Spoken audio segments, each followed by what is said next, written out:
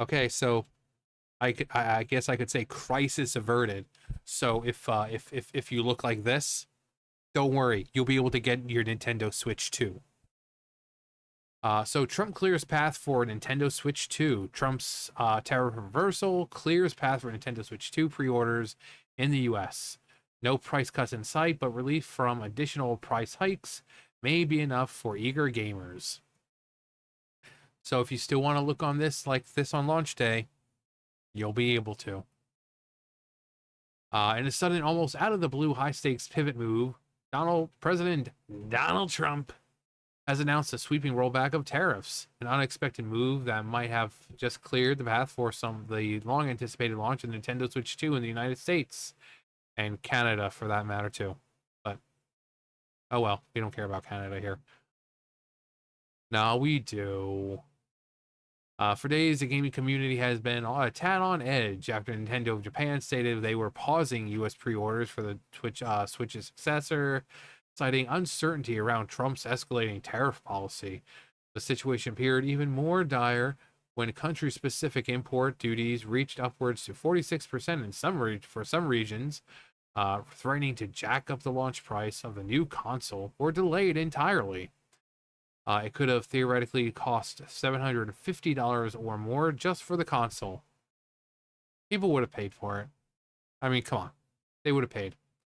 Let's let's not be ridiculous here. If people are willing to pay $1,200, $1,500 for an iPhone like every year or so, and all that happens is a slightly bigger screen, and like the screen size really isn't even that noticeable, they'd have no problem spending $750 on a freaking Nintendo Switch.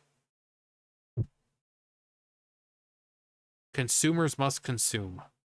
So, but as of today, those concerns seem to have completely lifted. Trump has officially signed an executive order implementing a universal 10% tariff rate across all countries, well, except China, which now faces a whopping 120, 400. Again, people are like, oh my God, no. Trump is doing what he needs to find the breaking point for China. He wants to see how far China will go before it finally says, please don't hurt us, Mr. Trump. Please don't wreck us economically. We'll agree. We'll stop stealing from the US because that's what they've been doing for years.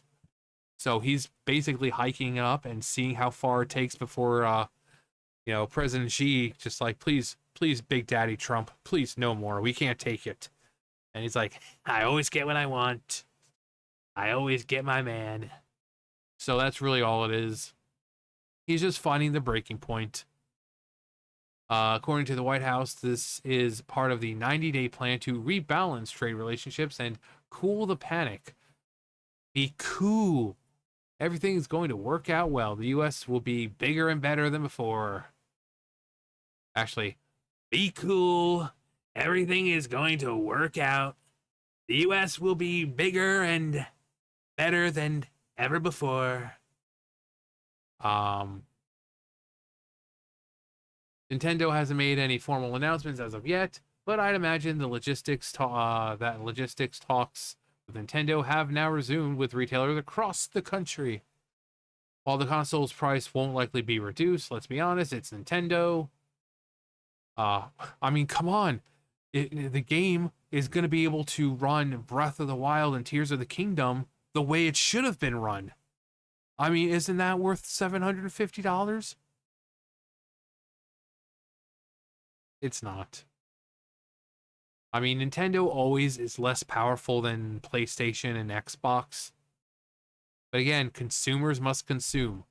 So you're still going to have these kinds of people going out and spending money they probably don't have all just to consume new Nintendo products. So, and that's what happens when you have a whole nation and a whole world full of people just like that.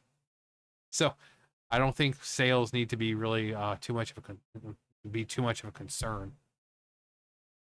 While the console's prices won't likely be reduced, the move helps ensure it won't be inflated, at least due to government policy. That's a win for gamers for right now.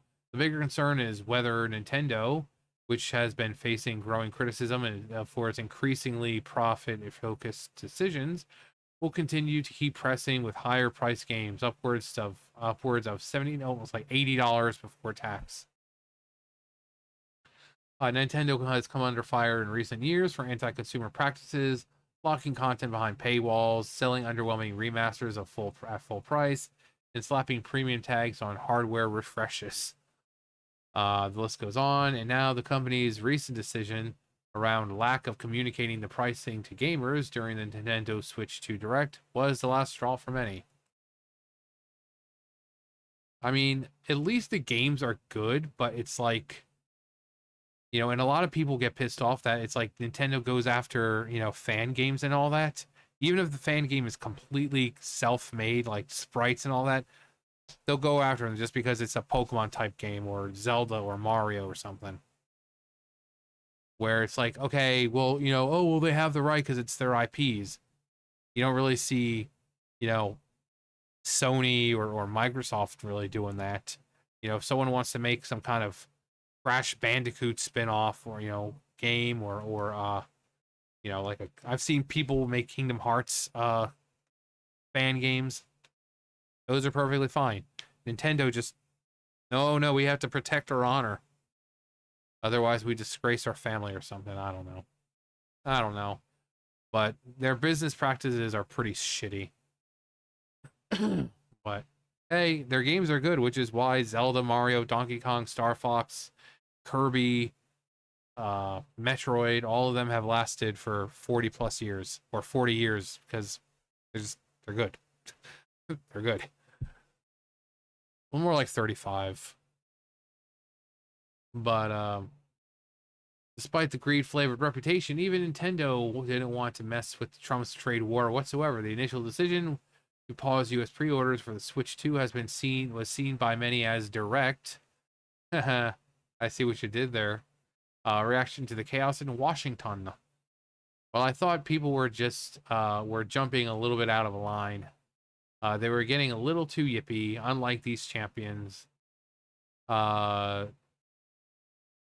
Now he's talking about J.P. Morgan, CEO Jamie Dimon, likely to cause a recession. Dimon is very smart and a genius financially. Something had to be done with the tariffs and trades. Places like China have been stealing from the United States for far too long. You got nothing done with Sleepy Joe Biden and cackling Kamala. I mean, it's true. No one has been standing up to China. No one. So this is why the dude's imposing like 125% tariffs on them. It's like, you want to keep playing this game with America? We'll keep playing this game. Price has gone up to 125%. We can keep going. And he's just pushing it to see how far how far he can go before China says, please, no more. People were like, just put it to like 400%. Guarantee you put it to 400%. China's like, oh, no.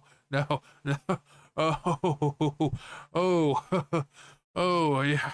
We thought our balls were bigger, but we're not doing that. We're not doing that. We're sorry. Whatever you set the price here. Whatever you say, we'll agree with. So that's all he's doing. It's just, he's trying to find the sweet spot.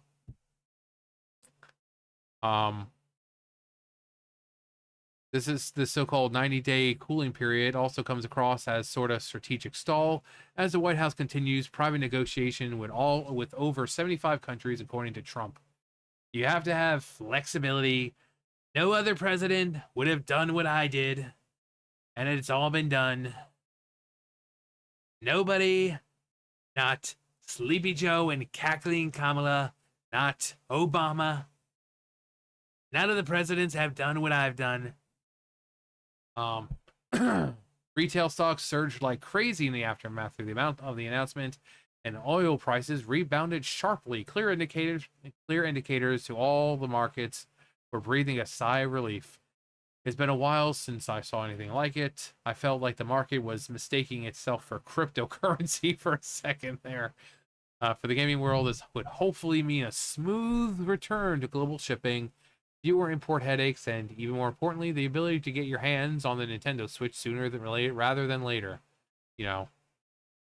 So you can have it by Christmas and look like this. Even more importantly, the ability to catch out sooner or later. This is for anyone still interested. The more the days go on, the less excitement I see surrounding this launch. Maybe we're just entering full lull period and will ramp up again when the release date nears, but as for now, it doesn't look great. No one expects Nintendo to be generous, ever, but with Trump backing off the tariff gas pedal, it at least looks like the US gamers might be spared the sting of a tariff tax on their next-gen console.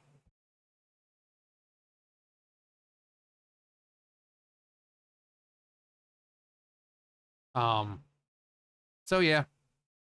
So the only way that the prices of the Switch 2 will increase is if Nintendo increases them themselves. So no one can sit there and say, oh, the President Trump did this. No, he's rolling back those taxes, the tariffs. So it's like 10% all across the board, except for China.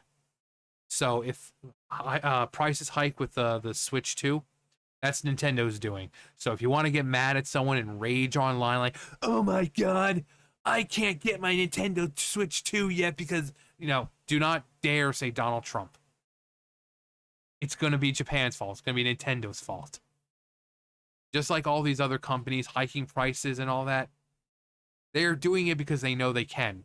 Not because of him. They're just doing it. It's like what they did during the pandemic.